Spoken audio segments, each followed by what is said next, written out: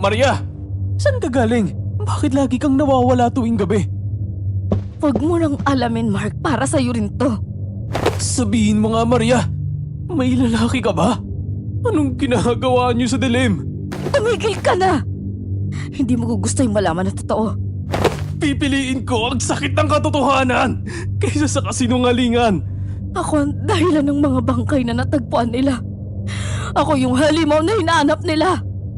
Maria, mahal kita. Kahit ano ka pa. Hindi mo dapat sabihin yan, Mark. Dahil ikaw ang susunod kong pagkain.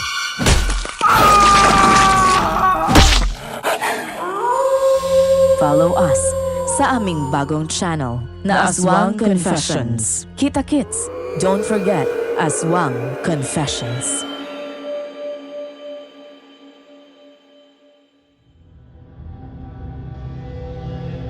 Ako si Paler. Lumaki ako sa syudad at never ko pang naranasan mamuhay sa isang probinsya. Masenso ang buhay namin dahil sa paggawaan ng asukal na ipinatayo mula pa sa panahon nila lolo. Ngayon ay sina mami at daddy na ang nagmamay-ari nito, pero ang nagmamanage lang talaga ay si daddy. Hindi ko alam kung bakit at hindi rin ako nagtanong dahil ganito na talaga sila nung bata pa lang ako.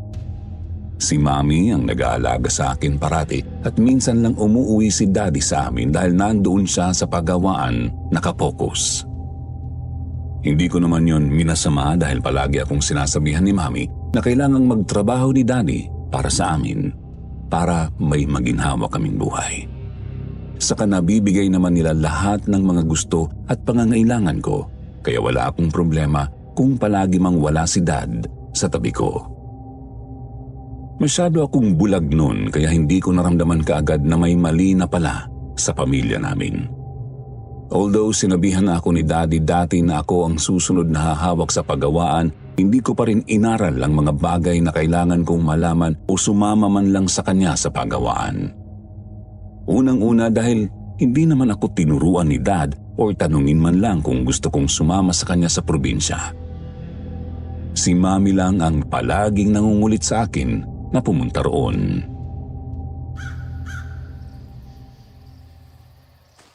Mami, ayoko nga pumunta doon. Wala rin naman sinabi sa akin si Dada. Magtanong ka sa dad mo. Or ako na lang magtatanong sa'yo. Ano? Kung gusto talaga ni Dad na papuntahin ako doon, edi sana sinabihan niya na ako. Kaya wag na lang. Malaki ka na. Kailan pa ba plano ng dad mong dalhin ka ron? Kakausapin ko talaga siya mamaya sa tawag. Hindi ka na bata. Dapat sa ngayon, alam mo na ang mga gawain doon. Hindi na ako pumalagpa nang lumabas na si mama sa kwarto ko. Naintindihan ko rin naman siya dahil malapit na akong graduate sa college pero wala pa rin plano si dad sa akin. Hindi rin naman po pwedeng basta-basta niya lang ako isasabak doon nang walang alam sa mga bagay-bagay. Kahit na nag-i-enjoy ako sa buhay ko rito, alam ko naman na may responsibilidad akong dapat gampanan. Sa katunayan, gusto ko na rin talagang pumunta roon para makita ko mismo ang paggawaan. Nakakatawa nga dahil kahit isang beses ay hindi pa ako nakakatapak doon. Dumating ang gabi at lumabas na ako ng kwarto ko para maghapunan. Naabutan ko si mami sa salas na may kausap sa phone. Sa tingin ko ay si dad yun.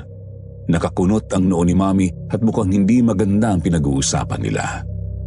Minsan lang kung magalit si mami kaya sa tingin ko ay tuluyan na ngang naubos ni dad ang pasensya niya. Ano ba, Dave? Palagi na lang ganyan ang sagot mo. Nadadalhin mo rin si Pader dyan. Eh lumaki na lang ang anak natin. Hindi mo pa siya nadadala kahit magbakasyon man lang. Pati ako. Hindi mo na rin pinapayagang magpunta. Ganun. Just remember na may limitasyon din ang paunawa ko. Napapagod na akong isipin na wala kang tinatago sa akin. Mommy, si Daddy po ba yan? Pader, andyan ka pala. Hindi man lang kita napansin. Sandali. Dave, magdesisyon ka. I want Paler in that province this vacation. Magagalit talaga ako sa'yo kapag umayaw ka pa at ako mismo ang magdadala dyan sa kanya. Ay, nag-away pa kayo ni Daddy just for that? You know naman, Mommy, di ba, na ayoko nag-aaway kayo. I know. Pero sumasobra na kasi ang daddy mo. Paulit-ulit na lang ang dahilan niya. Kung hindi siya busy, idadahilan naman niyang hindi pa siya handa. Pero what if totoo na hindi pala talaga ako ready? Mas lalong hindi ka magiging handa kung hindi ka magsisimula ngayon. Anyway, wala kang dapat ipag-alala. Natural lang to na mag-away kami paminsan-minsan. So, huwag mo nang isipin, okay? Tumango na lang ako bilang tugon sa kanya at sabay kaming nagpunta sa kusina para maghapunan. Siguro nga dapat ako magpasalamat kay Mami dahil kinabukasan noon ay nakatanggap kaagad ako ng text mula kay Daddy. Nagtatanong sa akin kung gusto ko ba raw magpunta sa paggawaan namin ng asukal. Mabilis akong sumagot ng oo dahil dati pa talaga akong nasasabik sa buhay ron. Puro lang kasi pictures at videos ang nakikita ko. Kaagad ding nag-reply sa akin si Dad at sabi niya nabigyan daw siya ng 1 buwan para magprepara at saka ako magpunta roon. Lumipas ang 1 buwan, nag-impake na rin ako para sa araw na ito. Nasa salas kami ni Mami at naghihintay na lang na dumating si Daddy para sunduin ako nang makatanggap kami ng tawag mula sa kanya. Oh, Dave, saan ka na? Ha? Ano? May emergency meeting? Ganun ba? Sige. Mommy, may problema ba? Hindi na ba makakapunta si Daddy? Oo, need niyang pumunta sa Davao para sa meeting ng panibagong partnership. But don't worry, tutuloy ka pa rin. Ang caretaker daw ang susundo sa'yo. So that means wala po talaga si Dad sa province pagdating ko? Yeah, but don't worry. Nandiyan naman si Mayet. Siya ang caretaker ng bahay natin doon, pati na sa pagawaan natin. Isang beses ko lang siyang na-meet, pero masasabi kong mabait siya. Oh, may sasakyan na sa labas. Baka si Mayet na yan. Lumabas na ako ng bahay at ganoon din si Mami habang tinutulungan niya akong bitbitin ang mga gamit ko. Pagkalabas namin sakto ring lumabas ang nagmamaneho sa sasakyan. Isang babaeng mukhang parehas ang edad kay Mami ang lumapit sa amin. Isang simpleng trouser at white blouse lang ang suot niya pero mararamdaman mo pa rin ang kanyang malakas na aura. Mayet! Long time no see. Akala ko hindi na tayo magkikita ulit. Ay, long time no see po, ma'am. Kamusta naman ho kayo? Ito na ho ba ang anak ninyo? Mabuti naman ako. Oo, si Paler. Si Mayet, ang caretaker. And Mayet, ito naman ang unikaihan namin, si Paler. Hi, nice to meet you, ma'am. Ay, Mayet na lang ho, miss. Ako po ang magdadala sa inyo ron at ako na rin ang magtuturo sa inyo since wala pa ho si Sir Dave. Handa na ho ba kayong umalis? Tuluyan na akong nagpaalam kay Mami at sumakay na sa sasakyan ni Mayet. Nasa tabi ako ng driver's seat habang ang ibang mga gamit ko na hindi nagkasya sa trunk ay nasa backseat. 1 buwan din akong mananatili roon kaya marami talaga ang dala ko. Habang nasa biyahe kami, marami akong mga katanungan kay Mayet na sinasagot naman niya isa-isa. Base sa pananalita niya ay mahaba ang kanyang pasensya. Siguro nga tama ang sinasabi ni Mami na mabait na tao si Mayet dahil magaan din ang kalooban ko sa kanya. Nakatulog ako sa biyahe at paggising ko, bumungad sa akin ang napakalawak na mga tanim na tubo. Halos mapanganga ako dahil yun ang unang beses na nakita ko ang mga iyon sa personal. Bukod kasi sa pagawaan, mayroon din kaming taniman ng tubo kung saan dito rin kumukuha ng source para sa pagawaan. Ilang sandali ay nakarating na rin kami sa wakas sa rest house namin. Hapon na kami nakarating at balak ko pa sanang magpahinga. Pero dinala muna ako ni Mayet sa mismong pagawaan upang ipakilala sa ibang mga trabahador na nandoon. Malaki ang pagawaan namin at mayroon ding mga makina. Hindi ko maipaliwanag ang amoy pero nung una, hindi ko talaga natipuhan. Bukas na ho tayo magsisimula sa pagtuturo sa inyo, miss, ha? Sa ngayon, pinakilala ko lang ho kayo para makapagpahinga na kayo. Salamat po. Matanong ko lang po, gaano na po kayo katagal dito nagtatrabaho? Mga 20 years na rin ho. Oh, maliit pa lang po pala ako na nagtatrabaho na kayo rito. Bumalik na kami sa rest house namin. Mukha na rin siyang mansyon dahil may kalakihan siya. 3 ang palapag nito at mayroon din kaming mga katulong na silang nagme-maintain sa bahay. Pagkapasok ko sa loob, umaasa akong isang friendly na aura ang babati sa akin. Subalit, nagkamali ako. Binabati naman ako ng mga maid na nakakasalubong ko pero yung mga mukha nila ay parang hindi masaya. Lahat sila ay iniiwasan na magtama ang aming tingin. Animo may nagawang malubhang kasalanan sa akin. Hindi ko na lang yun pinansin at sumunod na lang kay Mayet, paakyat sa 2nd floor. Dito po ang magiging kwarto ninyo. Itong sa katabi nyo, naku, wag na wag nyo bubuksan kasi pinagbabawal po ni Sir Dave na galawin ang kwarto na yan. Bakit po? Ano pong meron sa kwartong yun? Hindi ko ho alam, miss eh. Baka po may mga importanteng dokumento lang na naroroon. Pasok na ho tayo sa loob. Nandyan na rin ho sa cabinet ang mga gamit kasi pinalagay ko na sa mga maid kanina. Maraming salamat po ha. Kailan po pala babalik si Daddy? Sa susunod na linggo pa ho siguro. Tatawagin ko na lang po kayo kapag oras ng kumain ha. Sige po. Magtutour lang din ako sa buong bahay. Po? Tour? Gusto niyo ho bang samahan ko kayo? Naku, hindi na po, ayos lang. Dito lang naman ako magpapaikot-ikot eh. Sige ho. Hindi ko po alam kung dapat ko tong sabihin sa inyo pero mas mabuti na rin ho sigurong alam ninyo. Ano po yun? Mag-iingat po kayo, miss.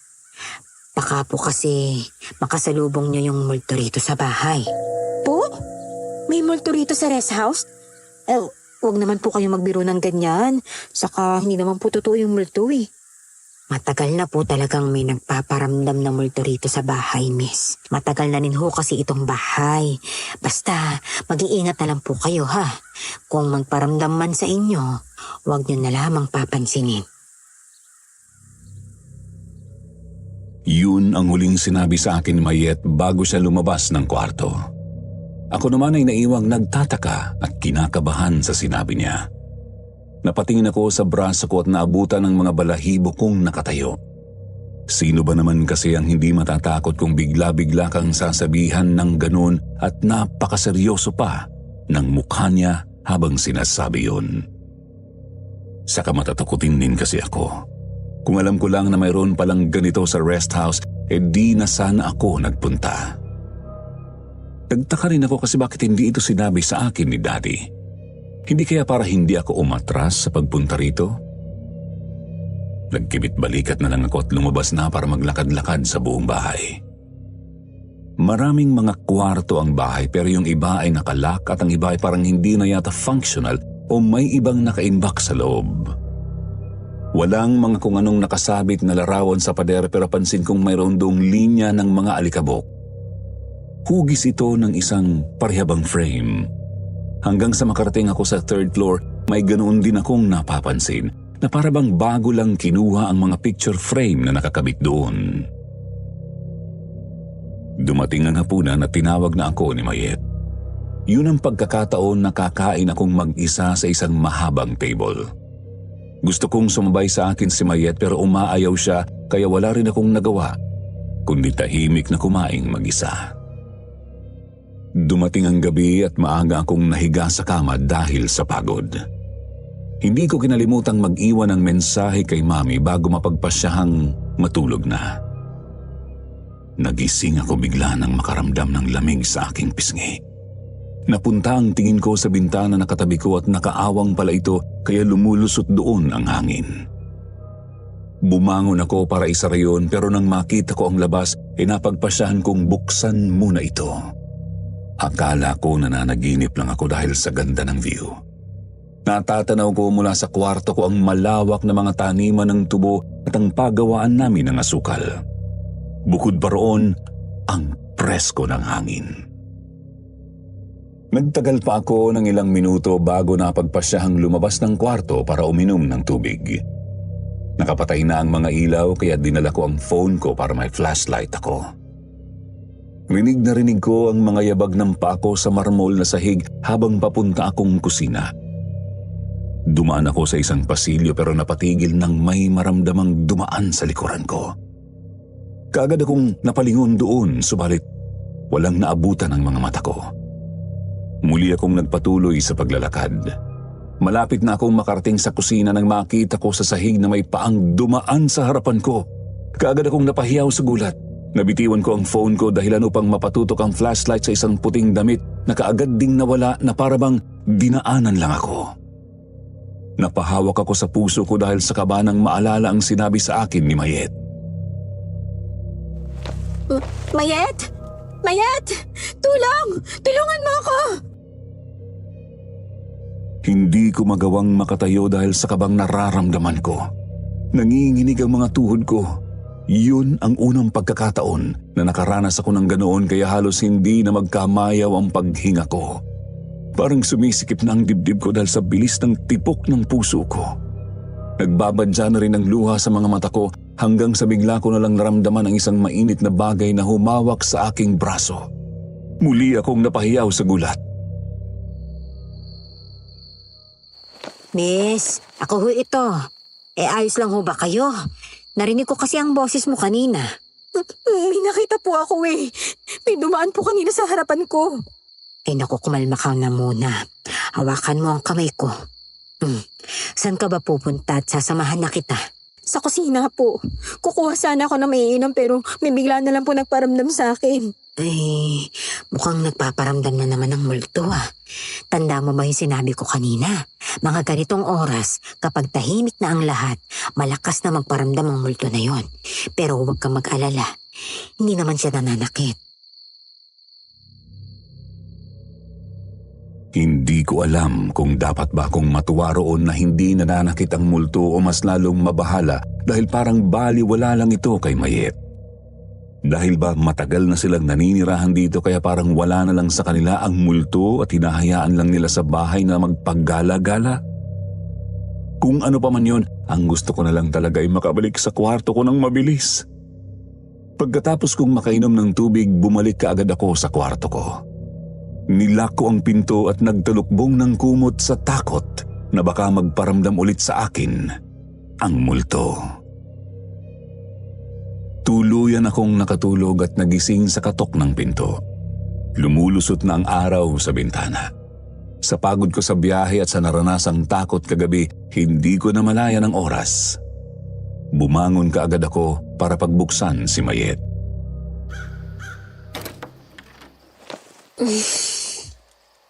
Mayet, sorry ah. Ngayon lang ako nagising. Okay lang ho, miss. Sasabihin ko lang ho sana na mag-aalmusal na. Saka pagkatapos, pupunta tayo sa taniman ng tubo.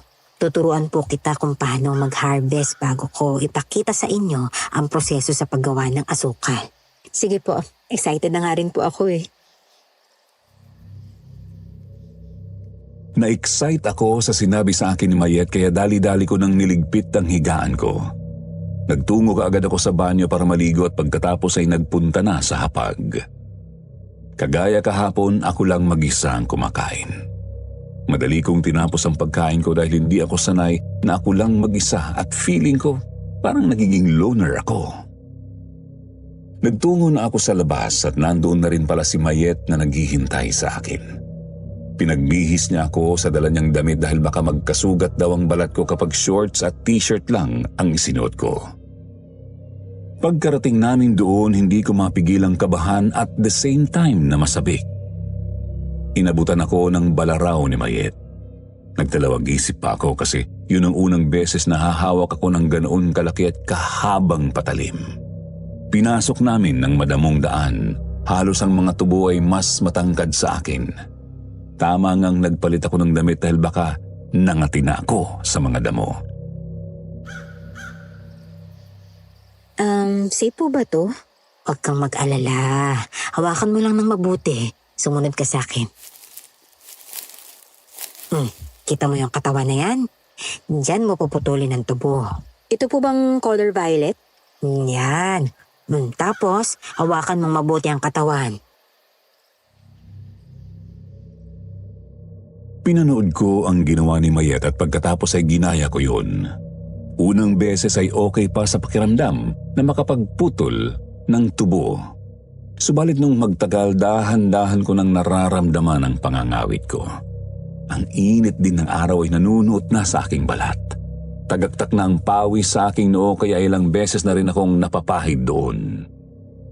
Hawak-hawak ko sa isang kamay ang katawan ng tubo at puputulin ko na sana iyon nang may mga kamay na bigla na lang lumusot sa harapan ko at humawak sa pulso ko. Sa gulat ay napaigtad ako at mabilis na hinila ang kamay ko. Ano yun? May tao? Anong ibig mong sabihin? Hoy! Ikaw! Sino ka? Sandali! Huwag kang tumakbo! Kita ko sa mga nagtataasang dahon ng tubo ay isang babaeng tumatakbo na paalis sa direksyon namin. Hindi ko siya hinayaang makaalis at sinundan siya. Sinuong ko ang mga tubo para lang maabutan siya. Mahigpit kasi ang hawak niya sa akin to the point na nagkaroon ng gasgas ang pulso ko sa biglaan kong pagwaksi at sa matutulis niyang kuko. Kahit na nasasaktan na ako sa mga tubo at ilang beses nang matumba ay hindi ako tumigil hanggang sa maabutan ko siya. Kagad kong hinawakan ang kanyang braso. Napatigil siya at napalingon sa akin. Bahagya pa akong nagulat dahil pamilyar ang kanyang mukha, pero sigurado naman ako na yun ang una naming pagkikita. Mahaba ang kanyang buhok kagaya ko at medyo may kasingkitan ng kanyang mga mata. Kayumanggi ang kulay ng kanyang balat at bumabagay iyon sa ganda niyang taglay. Sandali! Ano bang trip mo at bigla mo na lang ako hinila kanina? Bitawan mo ako. Ba't mo ba ako sinusundan? Hinawakan lang naman kita saglit eh. Bakit nga? At sino ka ba? Nagtatrabaho ka ba rito? Hindi, taga rito ako. Bakit? May problema ka? Iba talaga ang mga lumaki sa syudad, no? Nahawakan lang saglit para na akong papatayin kung makasunod sa akin. Excuse me? Mukhang kilala mo yata ako ah. At malamang na magagalit ako kasi nasaktan mo yung kamay ko. Wala ka bang manners? Bakit bigla-bigla ka nalang nangihilat ng hawak ng kamay ng ibang tao? Gusto lang kitang gulatin. Masyado ka namang OA. Kung gusto mo ng sorry, di sorry. Anong nangyayari dito? Ayen, bakit ka nandito? Di ba't sabi ko huwag kang lalabas? Nabuburyo na ako sa bahay. Wait, magkakilala kayong dalawa? Nagpalitan ang tingin ko kay Mayet at ang babaeng tinawag niyang Ayen na ngayon ay nakaharap na sa isa't isa. Sa tingin ko ay magkakilala nga sila base sa naging attitude nila sa isa't isa. Bumuntong hininga si Mayet bago siya lumingon sa akin at humingi ng paumanhin. Ay naku, pasensya na po miss ha. Ayos lang ho ba kayo? Ano po bang ginawa niya sa'yo? Bigla na lang niyang hinawakan yung kamay ko na mahigpit kaya nagkasugat ako. Humihingi na po ako ng tawad. Ayan, mag-sorry ka. Nagsorry na ako kanina. Ano pa bang gusto niya? Pasensya na ho ulit miss ha. Medyo may pagkamatigas talaga ang ulo ng kapatid kong yun eh. Kakausapin ko siya mamaya. So magkapatid pala kayo? Ay, sige ayos lang. Hindi ko naman mapipilit ang isang taong humingi ng sorry kung ayaw niya talaga. Pagkatapos kong bitiwan ang mga salitang yun, kita ko kung paano ko tinitigan ng masama ni Ayen. Siyempre hindi ako nagpatalo at sinalubong ang kanyang tingin. Kung tarayan lang naman ang usapan, hindi ko siya aatrasan. Hindi ko gusto ang pananalita niya sa akin pati na ang pagtrato niya sa akin. Napakawalang respeto. Wala akong ginawa sa kanya pero kung tratuhin ako, para bang may kasalanan ako sa kanya. Inutusan ni Mayet si Ayen na umuwi bago kami bumalik sa pwesto namin kanina. Kita ko sa mukha ni Mayet ang pag-aalala sa akin dahil sa nangyari kanina at ilang ulit na humingi ng sorry sa akin. Ayoko namang pagbuntungan siya ng galit kaya sinabihan ko siyang kalimutan na lang yon. Papalampasin ko na lang muna ang ginawa ni Ayen sa akin dahil ayoko rin namang pumatol sa mga kagaya niyang immature. Ganun po ba talaga yung kapatid niyo? Bakit po parang may galit siya sa akin? Sa tingin ko naman nagbibiro lang siya sa'yo. Tapos hindi niya inakala na nasaktan ka niya kaya pinagtawanan na lang niya. Yung kapatid ko kasi na yun, may pagka-spoiled kaya gano'n na lang ang ugali. Kung ganun, mas mabuti ho yatang disiplinahin niyo muna siyang mabuti kasi hindi rin magiging maganda sa kanya kapag nakalakihan niya yung ganyang pag-uugali habang buhay. Hindi na rin siya bata para hindi malaman yung decency. May makakaasa ho kayo, miss. Pasensya na lang ho ulit, ha? Pagsapit ng tanghali ay pumunta na kami sa pagawaan para magpasilong. Para na kasing nagliliyab ang init at baka kung mapano pa raw ako lalo na't hindi ako sanay. Kaagad kong nilaklak ang inabot niyang tubig sa akin dahil pakiramdam ko ay 1 taon akong hindi nakainom ng tubig sa uhaw. Ramdam ko rin ang kaunting hilo dahil hindi ako sanay sa mga ganitong gawain. Doon ko talaga na-realize na napakahina pala talaga ng katawan ko. Kung nais kong mag-manage ng ganitong lugar, mas mabuting sanayin ko na ang sarili ko sa mga ganitong gawain sa lalong madaling panahon. Habang nagpapahinga kami, pinasubok sa akin ni Mayet ang na-harvest naming mga tubo. At grabe ang tamis! Habang kinakagat ko ito, lumalabas doon ang tubig na parang pinaghalo sa asukal.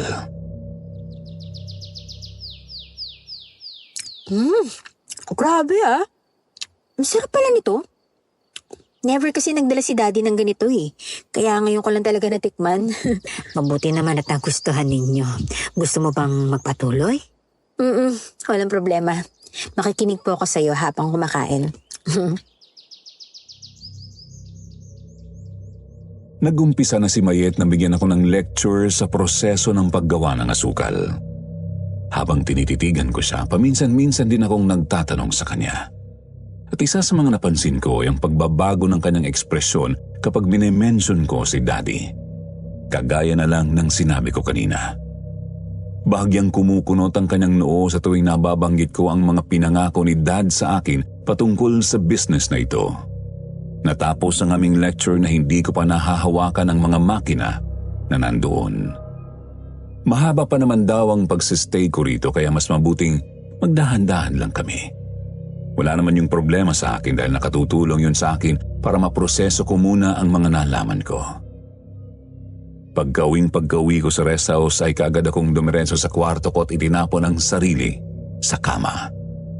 Narinig ko pa ang sinabi ni Mayet sa akin na magbihis muna pero bumigay na talaga ang katawan ko ng tuluyan. Paggising ko, madilim na ang paligid. 6:00 na ako ng hapon nagising. Doon na ako nagbihis at naligo nang maramdaman ang pangangati ng katawan ko. Wala naman akong gagawin bukod sa paghihintay ng hapunan kaya lumabas muna ako para maglakad-lakad sa bahay. Nauwi ang atensyon ko sa kwarto na katabi ng akin.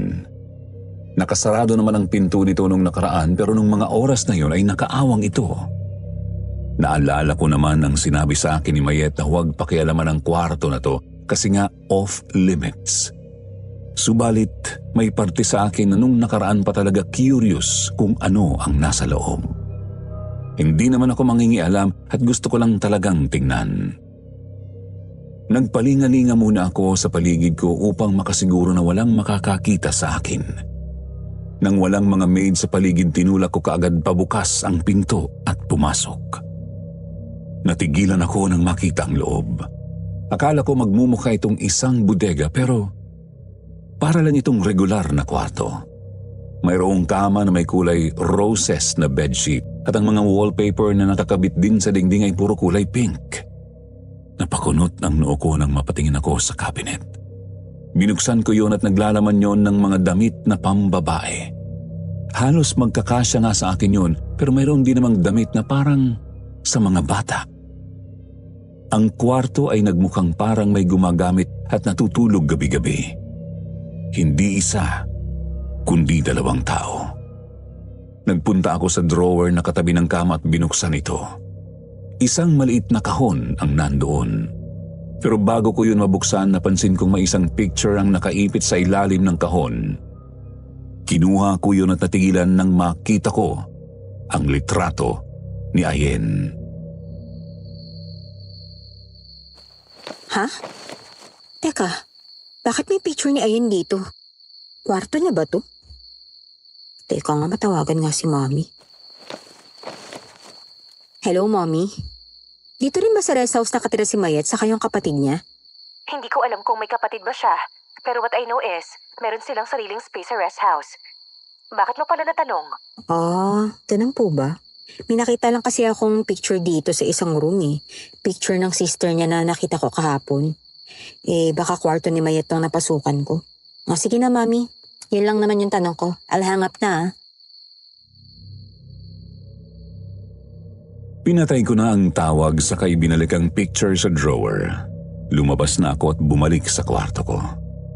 Ewan ko ba kung nagkamali lang si Mayet o baka nagsinungaling talaga siya sa akin kasi sigurado ako na ang kwartong yun ay hindi imbakan ng mga importanteng dokumento. Nalilito ako ngayon kung tatanungin ko ba si Mayet tungkol dito dahil baka magalit siya sa akin kasi pumasok ako sa kwartong ipinagbabawal niya. Nang may lumapit na maid para tawagin ako sa hapunan, lumabas na kaagad ako at saka kumain. Ganoon pa rin na ako lang ang mag-isa. Napakatahimik na kaunti na lang ay mabibingi na talaga ako. Mas binilisan ko pa ang pagkain sa gabing yon at bumalik na kaagad sa kwarto ko para matulog. Subalit, hindi ako dinalaw ng antok dahil siguro natulog ako kaninang hapon kaya gising na gising pa ang diwa ko.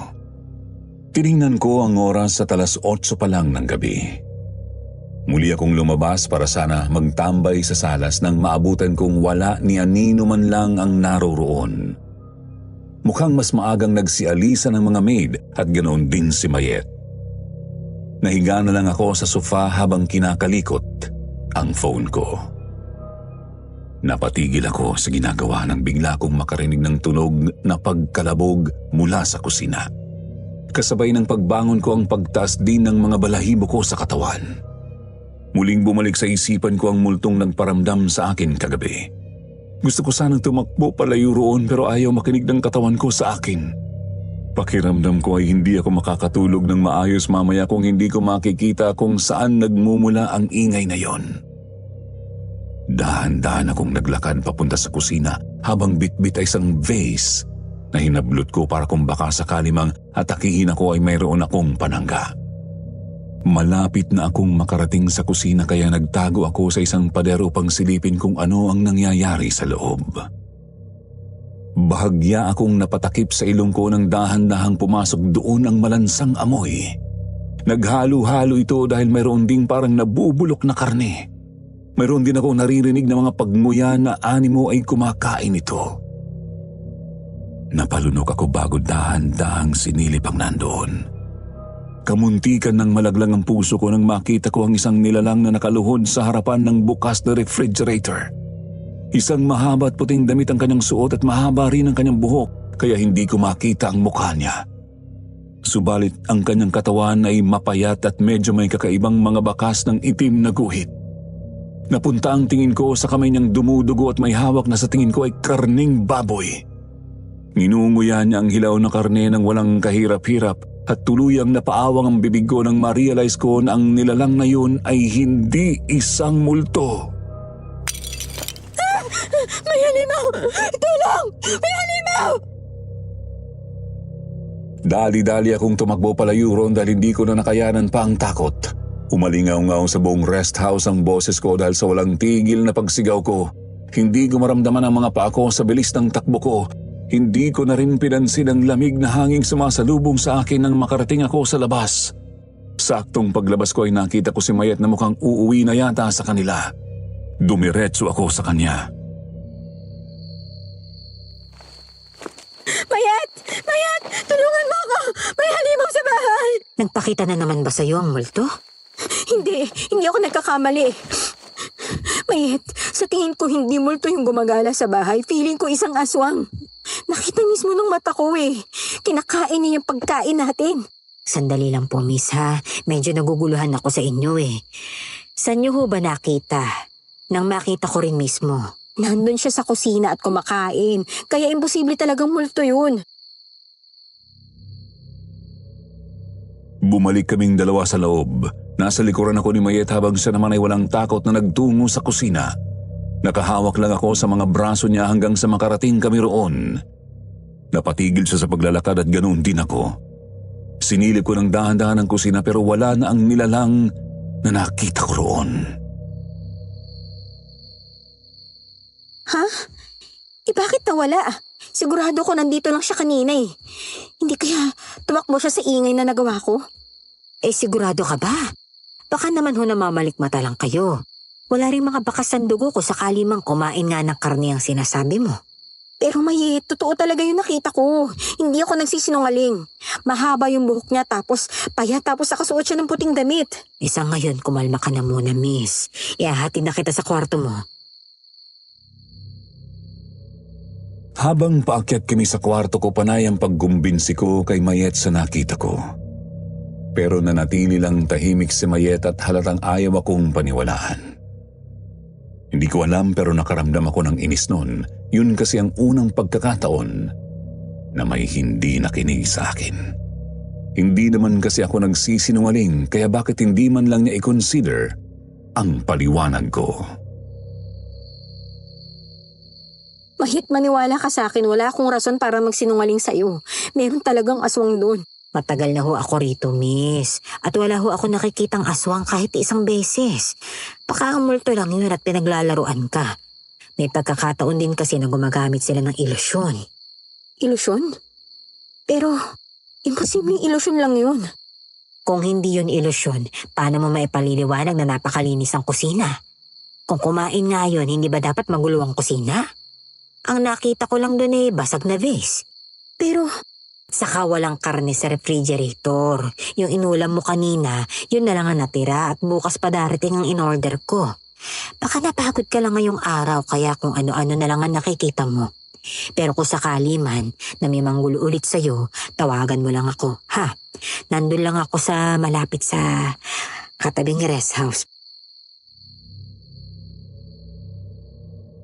Hindi na ako nakasagot pa nang umalis na si Mayet at iniwan akong mag-isa. Kagad kong sinara ang pinto ko ng pabagsak dahil sa inis. Alam ko talagang totoo yun. Hindi naman ako baliw para mag-hallucinate. Sana pala ginamit ko ang phone ko para mag-video sa nakita. Kung hindi lang ako nataranta noon ay baka ginawa ko na talaga. Matagal akong nakatulog noon kaya kinaumagahan ay para akong lumulutang sa ere. Pagod na pagod ang katawan ko at sumasakit din ang balikat hanggang braso dulot ng ginawa namin kahapon. Sinabihan ko si Mayet na kung pwede ay mamaya na kaming hapon pupunta dahil wala pa akong gana. Wala rin naman din yung problema sa kanya. Bumaba na ako noon para sana mag-umagahan nang may marinig akong matinis na boses. Sinundan ko yon hanggang sa makarating ako sa backyard. Naabutan ko roon ang isang katulong at may kausap itong babae. Sa babae na yon nanggagaling ang boses. Kumunot ang noo ko dahil si Ayen yun. Hindi ko alam kung ano ang pinag-uusapan nila pero sa tono ng pananalita niya at ang ekspresyon ng kanyang muka, sa tingin ko ay parang galit siya sa maid. Lumapit ako sa kanila. Ano ba naman, Yaya? Nakakainis na to. Talaga bang hindi niyo ako napapansin? Na parang wala lang ako porket nandiyan ang babaeng yan? anong pinag-uusapan niyo? Bakit mo sinisigawan yung katulong? Oh, nandito na pala si senyorita. Kahapon ka pa, ah. Ano ba talagang problema mo sa akin? Ako ba yung pinag-uusapan niyo? Ano naman kung ikaw? May magagawa ka ba? Bakit ka nandito sa rest house? Kaya ka ba nakakapasok ka agad dito kasi ang ate mo ang caretaker dito? Sa kayaya, ano bang pinasasabi ng babae na to sa'yo? Hindi yan sasagot sa'yo, kaya manahimik ka na lang. Hindi mo na problema kung maglabas-masok man ako rito. Bakit? Sa tingin mo ba, sa'yo tong bahay mo? Porket ikaw ang tagapagmana? Oo naman. Sa pagkakaalam ko kasi, hawak ko pa rin ang authority dito. At saka, pwedeng-pwede kong tawagan si Daddy na wag ka nang papapasukin pa dito kapag pinagpatuloy mo yung ugali mong ganyan sa akin. Kita ko kung paano nagbago ang ekspresyon ng mukha ni Ayen. Ang mapanuyan niyang tingin ay napalitan ng galit at tagsalubong ang kanyang mga kilay. Mukhang natamaan ko yata ang pride niya at ngayon ay wala siyang masagot sa akin. Siguro doon lang pumasok sa isipan niya ang babaeng kausap niya ay may kapangyarihan sa bahay na ito. Siyempre hindi ko rin naman hahayaang basta-basta na lang niya akong bastusin. Ayoko man ng away pero siya naman palagi ang nauuna at ginagalit ako sa hindi ko alam na rason. Ano ba talagang problema niya sa akin? Kitang-kita ko ang pagkuyom ng mga kamao niya at balak yata akong sugurin. Magsasalita na dapat siya pero biglang dumating si Mayet. Oh, anong nangyayari rito? Ayen, ano na naman to? Wala akong ginagawa Itong babaeng to ang biglang lumapit sa akin. Nagtanong lang ako, Ayen, pero bigla mo na lang akong sinungitan. Huwag mo akong tawagin sa pangalan ko. Nakakainis!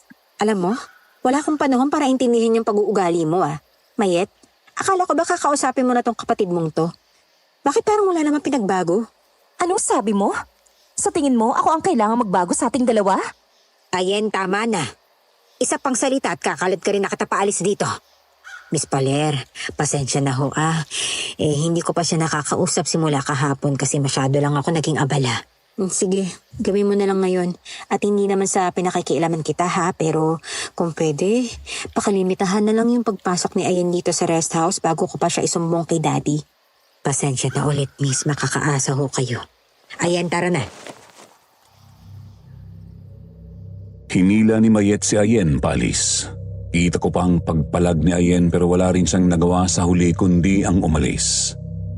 Pinanood ko silang umalis na sa harapan ko. Napakrus ang mga braso ko nang mapunta ang mga mata ko sa katawan ni Ayen. Ewan ko ba pero bigla kong naisip ang aswang na nakita ko kagabi. Mayroong similarity ang kanilang figura kahit na higit na mas payat ang nakita kong aswang kagabi. Bumalik na lang ako sa kwarto ko para makapagpahinga. Pagkapasok ko, naabutan ko ang phone ko na umiilaw. Kaagad ko iyong kinuha upang tingnan kung sino ang tumatawag. Napangiti ako nang makita kong si Daddy yun. Baka malapit na siyang umuwi rito. Daddy, I miss you. Babalik ka na ba dito? Ay nako anak, hindi pa Kumusta ka na ba dyan? Okay naman po. Sure ka ba? Oo naman po. May problema po ba? Bakit naman ako magsisinungaling sa inyo? Ay, anak, huwag ka sanang magagalit sa sasabihin ko May natanggap kasi akong report kay Mayet kagabi na hindi ka raw okay. Totoo ba yun? Oh? Ano pong ibig niyo sabihin na hindi ako okay? Ang sabi niya sa akin nag-hallucinate ka raw. Sinabi rin niya na nakikita mo yung multo nung nakaraan kaya baka dahil dun kung ano-anong nakikita mo dyan. So sinasabi niyo po bang wala ako sa katinoan, Dad? Yun ba ang pinaparating ni Mayet sa'yo? Dad, hindi ako baliw. Alam ko yung nakita ko kagabi at hindi ako nagsisinungaling. Sorry anak, hindi ko alam kung ano talagang nangyayari dyan sa inyo pero mas mabuti yata ang umuwi ka na lang muna sa atin.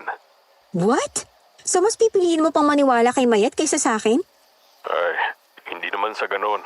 Nagigilty rin ako dahil hindi ko sinabi sa'yo na may nanggugulong multo dyan sa rest house. Baka dahil dun, kaya nasasobran ka sa takot.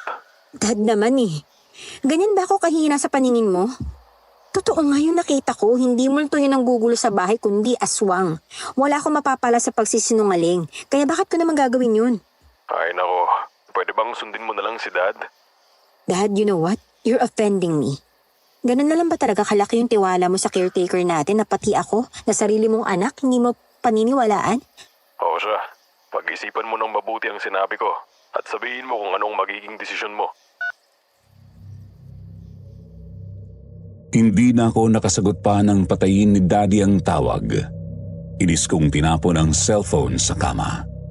Mabigat ang mga binitiwan kong paghinga dahil sa umiigting kong galit. Hindi ko in-expect na magiging ganoon na lang ang ginawang report ni Mayet. Bakit ganoon ang ipinarating niya? Pinagdududahan niya rin ba akong baliw? Maayos naman akong kausap kaya paano ako magiging isang baliw? Kahit isang beses hindi ito ginawa sa akin ni Mami at palagi akong pinapanigan sa amin. Kaya labis talaga akong nainis. Hindi ko alam kung paano ko pakakalmahin ang sarili ko noon. Gusto kong sugurin si Mayet at kumprontahin siya sa sinabi niya kay Daddy. pero binigilan ko ang sarili ko. Hindi ako confrontational na tao at lalong ayoko sa gulo. Ayoko rin namang magpadalos-dalos at baka tuluyan niya akong paalisin dito. Ang dapat kong gawin ay patunayan sa kanila na tama yung nakita ko, na hindi ako naging delusional kagabi at mayroon talagang aswang doon. Muli kong kinuha ang phone ko at nag-search doon patungkol sa aswang. Hindi ako sigurado kung reliable ba ang mga nakikita kong source pero sinunod ko ang mga payong magkakapareha. Ang sabi nila takot daw sa bawang at asin ng mga aswang. Mayroon pang ibang panangga ang pwedeng ipanlaban sa kanila, subalit yun lang ang dalawang bagay na madali kong makukuha rito. Bumaba ako noon at nagpunta sa kusina para kumuha ng asin at 3 piraso ng bawang. Bumalik ako sa kwarto at dinikdik ko yun doon. Ilang beses pa akong napaiyak dahil sa hapdi ng mata ko sa bawang.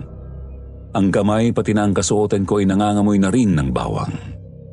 Buong araw na natili lang ako sa kwarto. Hindi ko sinipot ang usapan namin ni Mayet. Naghintay lang ako sa kwarto ko hanggang sa maggabi dahil gusto kong makita ulit ang aswang na yun. Hinanda ko rin ang phone ko at sisiguraduhin ko talagang makakakuha ako ng video niya. Tinawag na ako sa isa sa mga maid na maghapunan kaya bumaba na kaagad ako. Kahit hinugasan ko na ang kamay ko, nandoon pa rin talaga ang tapang ng bawang. Pabalik na ako noon sa kwarto ko nung makasalubong ko sa daanan ang isang bata. Napatigil ako sa paglalakad at ganoon din siya. Sa pangalawang pagkakataon, nakaramdam na naman ako na parang pamilyar sa akin ang bata kahit alam ko nang ngayon ko lang siya nakita. Excuse me? Sino ka? Bakit ka nandito? Hello po. Sino po kayo? Kayo po ba ang ate ko? Ay, hala, hindi. Mukhang nawawala ka yata ah. Hinahanap mo ba yung ate mo? Ano bang pangalan ng ate mo? Hindi po ako nawawala.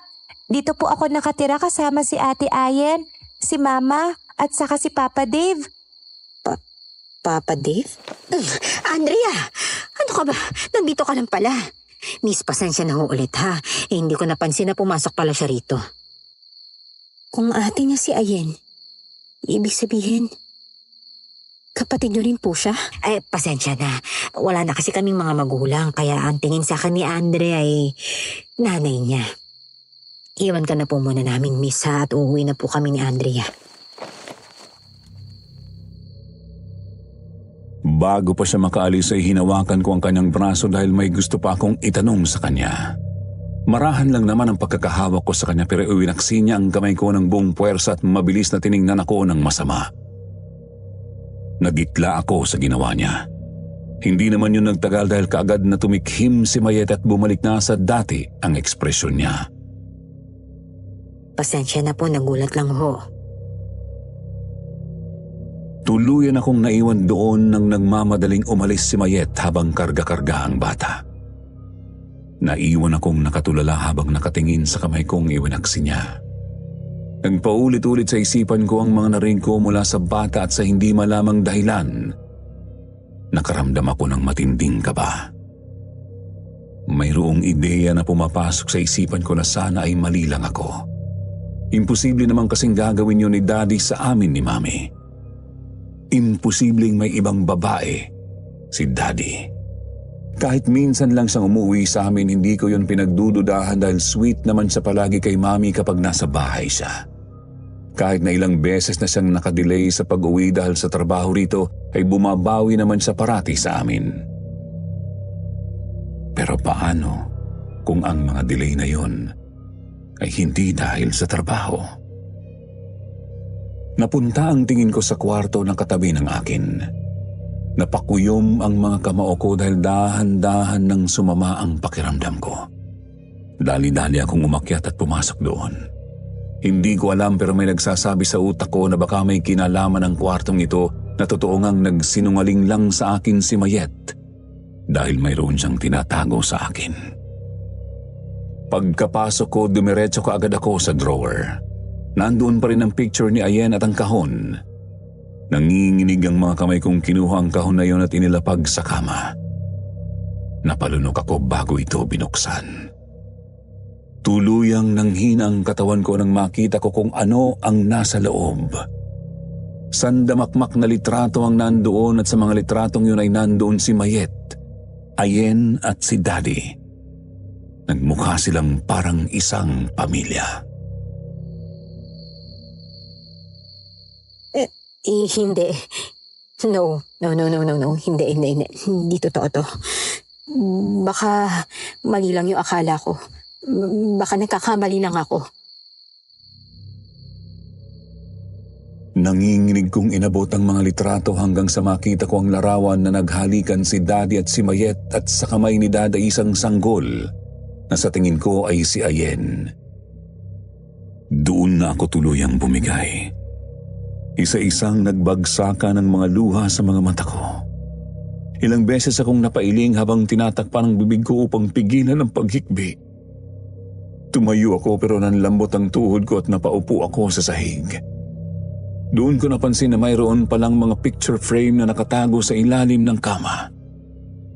Hinila ko yun na kaagad ko ring pinagsisihan dahil dumoble lang ang sakit sa nararamdaman ko.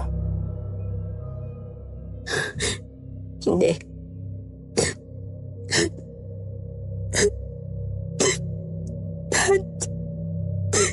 Dad naman eh. Bakit mo nagawa sa amin to ni Mommy? Tuluyan na akong napahagulgol at dahan-dahang kumonekta sa isipan ko ang mga dahilan sa amin ni Daddy. Kaya siguro minsan lang siya umuwi sa amin dahil abala siya sa pamilyang mayroon siya dito. Kaya palagi niyang dinidismiss ang pagmamana ko sa paggawaan namin ay dahil ayaw niyang mabisto. Kaya rin siguro tumagal pa ng 1 buwan ang pagprepara para maitago nilang mabuti sa akin ang katotohanan. Ang daddy ko ay pinagtaksilan si Mami sa caretaker namin.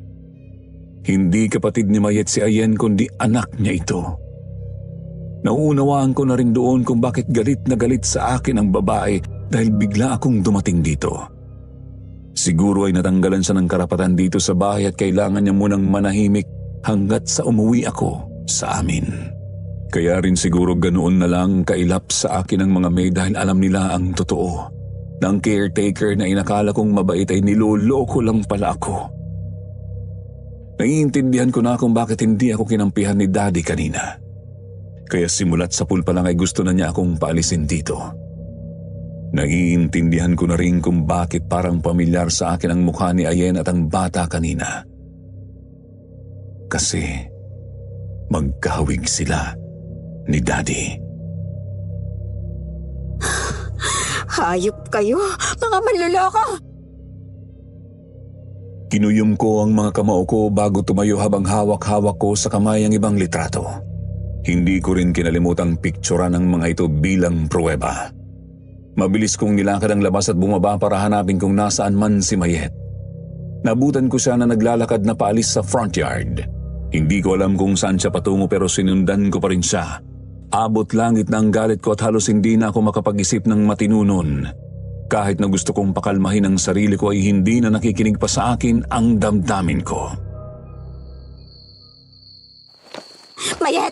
Manloloko ka, walang hiya ka! Ay, Miss Paler, anong sinasabi ninyo?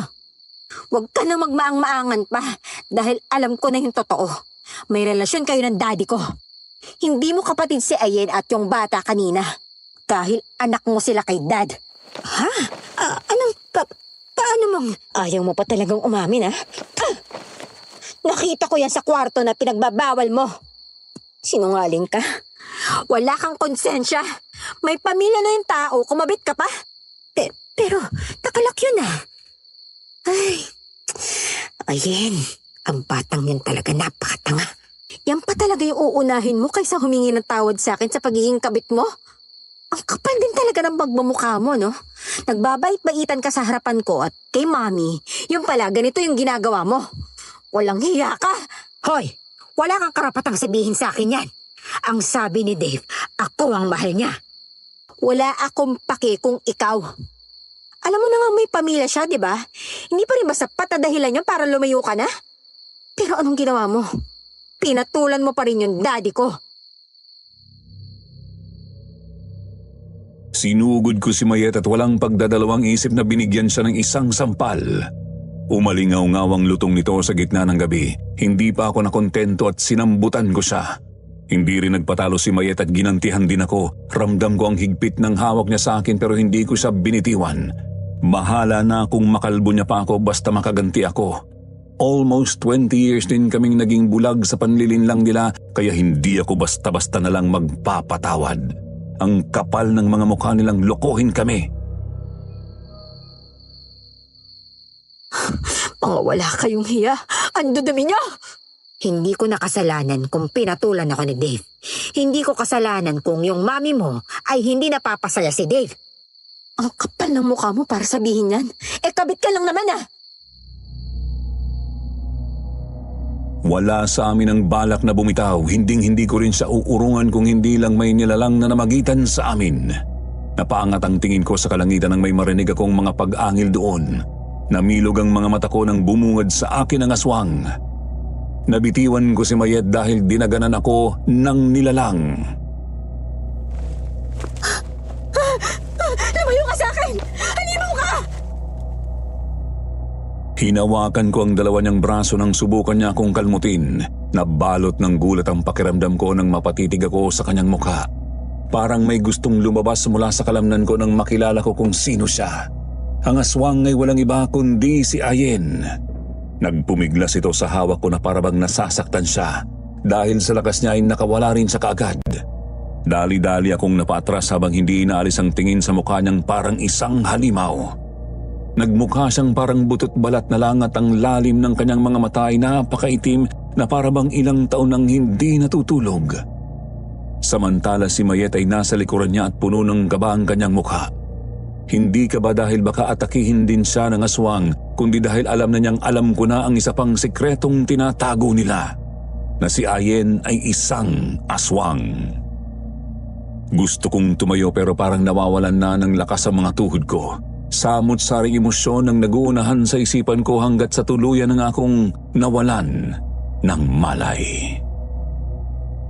Nanaginip akong nasa gitna ako ng taniman namin. Nagpalingalinga ako pero walang tao.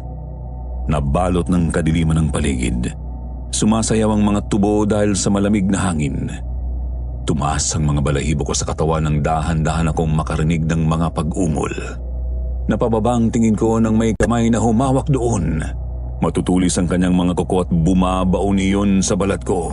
Tumakas ang sigaw sa labi ko at pilit itong tinatanggal. Kagad akong tumakbo sa kung saan. Sinuong ko ang mga mayayabong na tubo at ilang beses akong napadaing dahil sa mga matutulis na damo. Hindi ako tumigil hanggat sa tuluyan akong makalabas at mapunta sa isang kalsada. Handa na akong tumakbo pero may kamay na lumapat sa aking braso. Paglingon ko isang matinis na sigaw ang aking nagawa nang makita ko ang mukha ni Ayen na nababad sa dugo. Mula sa kanyang mga mata, ilong at mga labi. Grabe ang pagtulo mula roon. Lumayo ka sa akin! Halimaw! Ikaw ang pahamak sa buhay namin! Mamatay ka na! Tinaas niya ang kanyang kamay at binigyan ako ng mabigat na kalmot sa aking pisngi. Napaupo ako sa lupa habang hawak ang pisngi ko na sinugatan niya. Nanginig ang mga palad ko nang may dugo mula roon. Tuluyang nanghina ang mga tuhod ko at hindi na ako makatayo. Napabalik ang tingin ko kay Ayen at nakangiti siya sa akin nang nakakaloko na parabang may binabalak siyang masama. Maayos ang buhay namin nung wala ka. Pero sinira mo lahat. Ako lang ang kaisa-isang unika iha ni Papa. At hindi ikaw. Ako ang nagmamay-ari sa rest house. At magiging akin ang pagawaan. Mangarap ka! Tabit lang ang mama mo at ikaw, anak ka lang sa labas. Wala kang karapatan na angkinin ang meron ako dito. Manahimik ka! Papalayasin kita rito! Muli niya akong sinugod pero kaagad ko siyang sinabuyan ng lupa na ikinuyom ko sa aking mga kamao. Kahit na nangihina at tumatalbog na sa bilis ang aking dibdib, sinubukan ko pa rin makatakas mula sa kanya. Wala akong hiniling noon kundi ang makaalis sa lugar na yon. Gusto ko nang umuwi sa amin. Isang maling desisyon na nagpunta pa ako rito. Isang kasinungalingan lang ang natutuhan ko rito. Napatigil ako sa aking pagtakbo nang may figura na humarang sa aking daanan. Namilog ang mga mata ko nang makita ko si Mayet na titig sa akin. Puno ng galit ang kanyang mga mata. Ang kanyang katawan ay nagbago. Naging kagaya ito ng kay Ayen na halos purong balat na lang. Ang kanyang mga palad at braso ay naging mahaba at kitang-kita ko roon ang matutulis at itim niyang kuko. Ang buhok niyang palaging nakapuyod ngayon ay nakalugay at gulong-gulo. Nang ibuka niya ang kanyang bibig, nagunahang tumulo ang mga laway niya na parabang natatakam sa akin. Hinding-hindi ko na kayang masikmura ang pagmumukha mong babae ka. Mawala ka na at ang mama mo! Nanginig ang mga labi ko at kaagad na napatras. Tatakbo na sana ako sa kabilang direksyon pero nandoon din pala si Ayen at papunta sa akin. Tuluyan na akong nataranta nang hindi ako makakita ng paraan para makatakas sa kanila. Napapikit na lang ako at napahawak sa aking ulo habang hinihintay silang saktan ako. Isang malakas na sigaw ang pinakawalan ko at saka ako nagising. Sumalubong sa akin ang siling ng kwarto ko sa rest house habang rinig ko ang malakas na tibok ng puso ko. Napuno ako ng pawis na kaagad ding pinapahid ng maid na nasa tabi ko at nag-aasikaso sa akin. Para akong dinaganan ng napakalaking bato dahil sa bigat ng katawan ko. Ang sama-sama rin ng pakiramdam ko na kaunting galaw ko lang ay para na akong nasusuka sa hilo. Bukod doon, kumikirot din ang aking pisngi sa hapdi. Napunta ang tingin ko sa pintuan nang may pumasok doon. Napalaki ang mga mata ko nang makita ko si Mayet.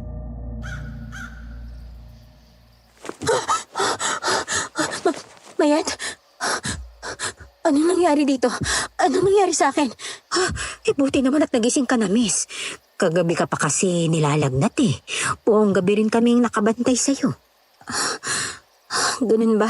Ay, wala kang nakitang aswang, miss. Mukhang nananaginip ka lang yata.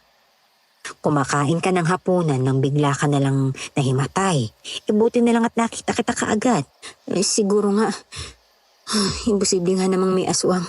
Tama. Tinawagan ko nga rin pala ang mama mo kanina at sinabi ko yung kalagayan mo.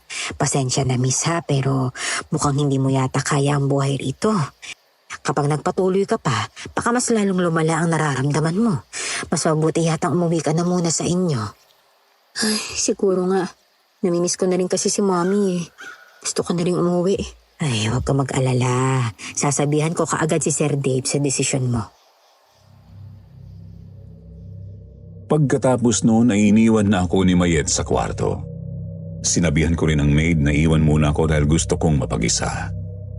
Nagtalukbong kaagad ako ng kumot at doon nilabas ang mga luhang kanina ko pa pinipigilan. Hinawakan ko ang pisngi kong may sugat. Hindi nila ako maloloko sa mga pakulo nila. Alam kong totoo ang nangyari kagabi na nalaman kong kabit si Mayet ni Daddy at nakita ko mismo si Ayen na isang aswang. Sa simula pa lang ay niloloko na nila ako sa kwento na may multo sa rest house dahil wala naman talaga. Nakapagtatakang may multo na lang akong narinig. Sa kapanahunan ni Lolo ay walang ganoong mga sabi-sabi. Halatang gawa-gawa lang nila yon upang pagtakpan si Ayen na dumadalaw gabi-gabi para kumain ng mga karne ng hayop na iniiwan mismo ni Mayet. Hindi ko alam kung alam ba ito ni Daddy at kung bakit dito pa sa rest house kailangang pakainin si Ayen. Pero wala na akong pakiron. Pinili kong umuo sa mga pinagsasabi ni Mayet kanina dahil gusto kong makaalis dito ng buhay. Gusto kong umuwi sa amin at ipaalam kay Mami ang nalaman ko. Mayroon na akong mga pruweba sa phone ko pero kahit na wala pa yon alam kong paniniwalaan pa rin ako ni Mami. Maya-maya pa nakatanggap kaagad ako ng text mula kay Daddy na papauwiin na niya ako kapag bumaba na ang lagnat ko. Lumipas ang 2 araw at bumuti na ang pakiramdam ko. Kaagad akong nag-impake. Si Mayet sana ang maghahatid sa akin pero may tinawagan na akong driver mula sa amin. Ayoko nang abalahin pa siya at lalong ayoko siyang makasama sa biyahe. Gabi na ako nang makarating at nang maabutan ko si Mami sa gate para salubungin ako muling tumulo ang mga luha ko sa mga mata. Kaagad ko siyang binigyan ng mahigpit na yakap. Okay ka lang ba, anak? Gaano mo ba kami si Mommy at umiiyak ka? Namiss kita na sobra, Mommy. Pero bukod dun, may dapat ka ring malaman. Ano yun? Si Daddy. Si Daddy may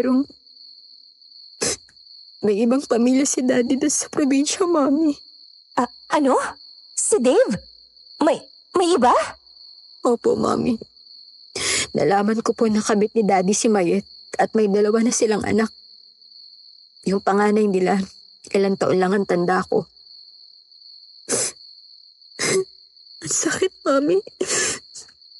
Matagal na pala tayo niloloko ni Daddy. Ikinuwento ko kay Mami ang lahat ng mga nalaman ko roon. Ipinakita ko rin sa kanyang ilang litrato na nakuha ko sa kamera ng phone ko. Nung gabing yun, grabe ang pagtangis ni Mami na halos nahihirapan na siyang huminga. Ayoko man siyang masaktan pero ayoko ring itago sa kanya ang totoo. Mas mabuting magising siya sa katotohanan kaysa naman maniwala siyang matinong asawa, si Daddy. Hirap na hirap siyang tanggapin ang totoo. Dapat pala sa umpisa nung binawalan siya nitong magpunta sa probinsya, ay pinakinggan na niya ang pakiramdam niya na may mali na talaga. Masyado rin siyang nagtiwala at naging bulag sa pag-ibig. Kinabukasan noon nagdesisyon si Mami na hihiwalayan niya si Daddy. Tinawagan niya ito at isang mahabang confrontation ang nangyari sa pagitan nila. At nakinig ako sa buong tawag. Masakit para sa akin na makita ang mga magulang ko na ganito pero mas masakit sa akin ang ginawang pagtataksil ni Daddy. Kaya ayoko na ring manatili pa sa kanyang poder. Pagkatapos ng pag-aaway nila, nag-impake na rin kami dahil balak naming doon muna manirahan pansamantala sa mama ni Mami hanggang sa makahanap siya ng sariling trabaho. Sumunod ang mga araw at handa na kaming umalis pero nagulat kami sa dumating noon. Nakita namin si Daddy na may takot at pagod sa kanyang mukha. Esther, pag-usapan muna natin to. Huwag mo naman akong kaagad na iwan. No, Dave. Hindi na ako makikinig pa sa sasabihin mo. Matagal na panahon mo na akong niloko. At kung hindi pa nalaman ng anak natin, hindi mo rin sasabihin sa akin ang totoo. Tara na, Paler. Hindi ko sinasadya. Huwag niyo akong iwan, please. Kayo ang pamilya ko. Iiwalayan ko si Mayet ngayon din. At pipiliin ko kayo. So please. Dad, please. Tama na. Kahit ano pang sabihin mo, sirang-sira na ang tiwala namin sa'yo. Ayoko na rin makita ka pa. Tuluyan kaming lumabas sa bahay noon. Nagmakaawa sa amin si Daddy na bigyan siya ng isa pang pagkakataon subalit wala sa amin ni Mami ang bumigay. Hinding-hindi na namin siya bibigyan pa ng isa pang pagkakataon. Hindi naman kami nagkamali sa desisyon dahil nabuhay naman kami ng maayos ni Mami. Aminin kong mas simple ang naging buhay ko rito at minsan ay nahihirapan din sa pera. Pero kahit papaano ay masaya kaming dalawa. 5 years na rin naming iniwan si Daddy at hindi ko na rin pa sinubukang alamin ang nangyari sa kanya kahit na panay ang paramdam niya sa amin. Kagaya na lang ng pagpapadala ng mensahe o pera. Ang huli kong balita ay hinawalayan daw ni Daddy si Mayet at tinanggal sa trabaho. Kahit na ganoon, wala pa rin talaga kaming planong bumalik sa kanya. Kung ano man ang nangyari kay Mayet at sa anak niyang aswang, pagkatapos ay hindi na rin ako nagkatubili pang alamin.